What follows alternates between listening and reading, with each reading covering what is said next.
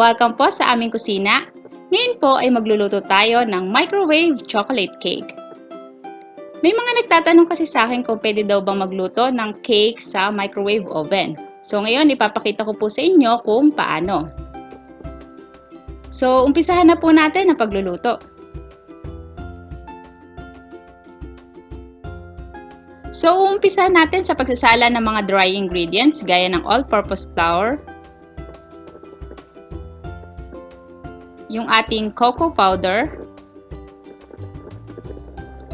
at saka ng ating baking powder. Sasalain lang natin to para mawala yung mga lumps or yung buo-buo.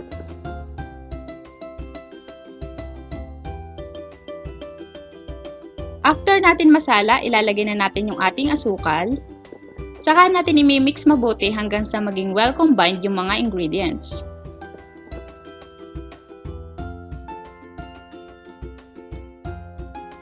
Sunod na ilalagay yung itlog at saka yung cooking oil. Kahit anong cooking oil po pwede.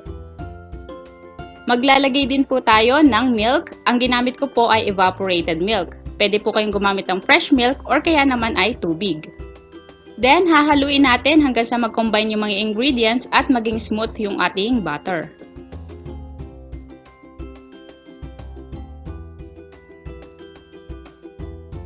Pag smooth na yung texture ng ating butter, itatabi muna natin habang piniprep natin yung ating microwave container.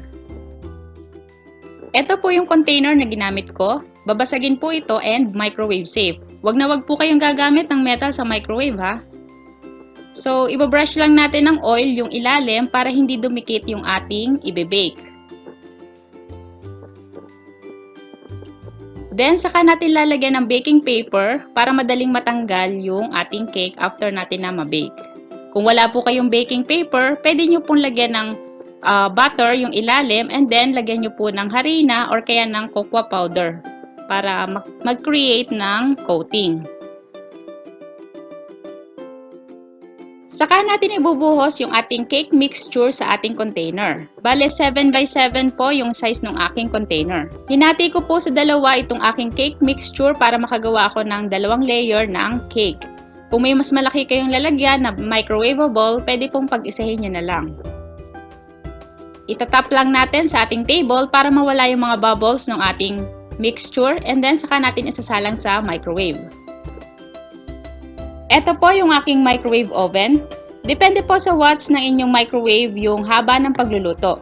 Ito pong sa akin is 700 watts. Ang baking time ng recipe na ito is around 5 minutes. Bale, isa-set natin sa highest yung temperature ng ating microwave. Pagkatapos, ito yung ating timer na isa-set natin sa 5 minutes after natin masalang yung cake. Kung mas mataas po yung watts ng inyong microwave oven, iset nyo po muna ng 3 minutes yung inyong timer, saka nyo pa lang po i-check ng every minute yung cake kung naluluto na. So yan, set natin into 5 minutes yung ating timer. Bale, yan, 5 minutes po yan, and then highest temperature po.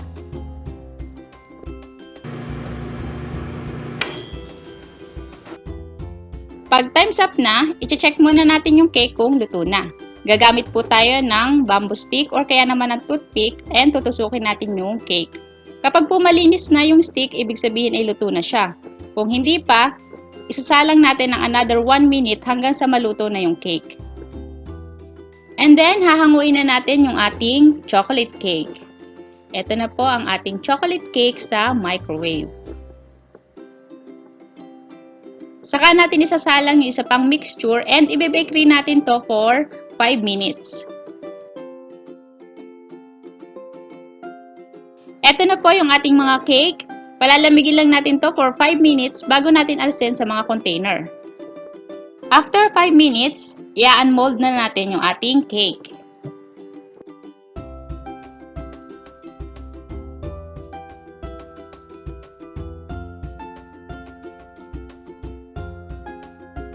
And then, saka natin aalisin yung baking paper.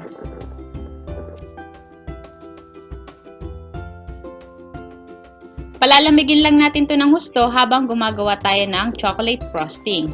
Pwede po kayong gumamit ng kahit anong frosting na gusto nyo, pero ipapakita ko po sa inyo kung paano ko ginawa yung sa akin.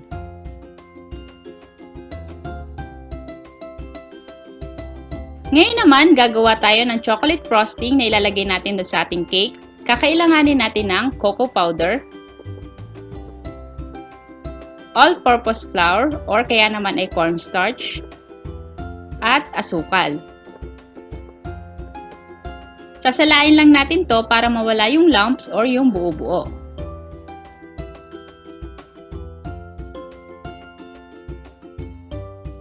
Mix lang natin hanggang sa maging well combined yung mga ingredients. Saka natin ilalagay yung ating evaporated milk. Pwede po kayong gumamit ng fresh milk. Mix lang natin mabuti hanggang sa maging smooth yung ating mixture.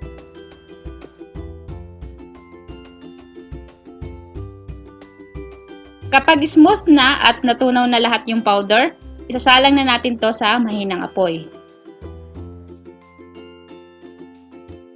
Mahinang apoy lang po yung gagamitin natin dito sa ating frosting dahil mabilis po itong masunog. Tuloy-tuloy lang po yung halo para hindi dumikit dun sa ilalim. So, lulutuin lang natin to hanggang sa lumapot yung ating mixture. After ng mga around 4 minutes, eto na po yung ating mixture. As you can see, mas lumapot na siya. Bali, lulutuin lang natin to hanggang sa makuha natin yung tamang consistency para dun sa ating frosting.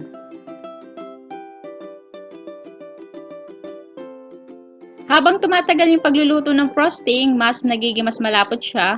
So, gagamit tayo ng spatula para ma-scrape natin yung gilid na dumidikit.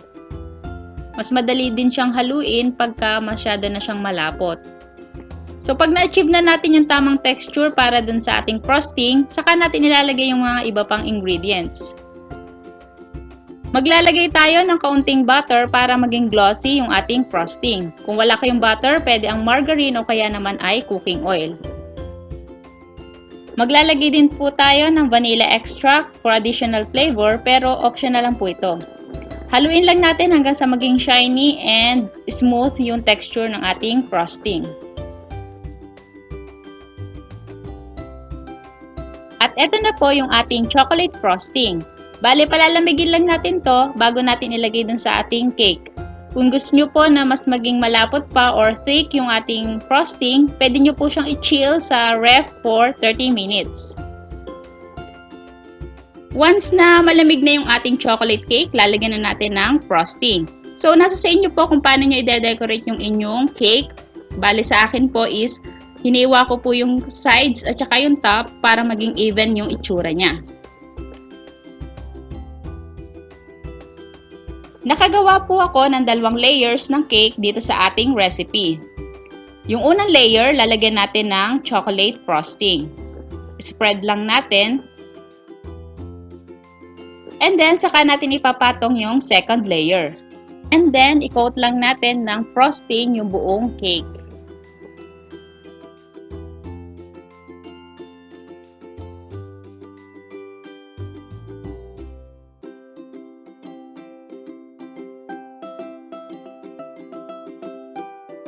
Naglagay din po ako ng kaunting white chocolate chips for decoration.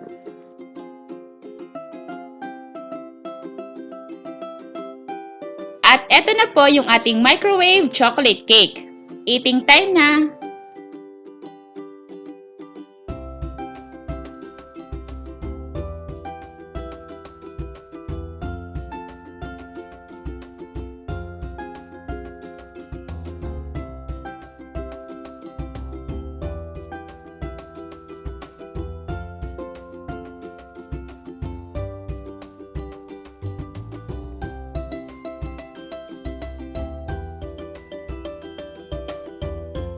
Kung may mga recipe pa kayo na gusto niyo subukan ko sa microwave, comment down below and susubukan natin. Sana po ay nagustuhan niyo ang aking recipe. Huwag niyo pong kakalimutan na mag-subscribe sa aming channel and pindutin niyo rin po yung bell button para makita niyo agad yung mga bagong recipe and updates na ipopost namin. Maraming salamat sa panonood and happy cooking! Enjoy!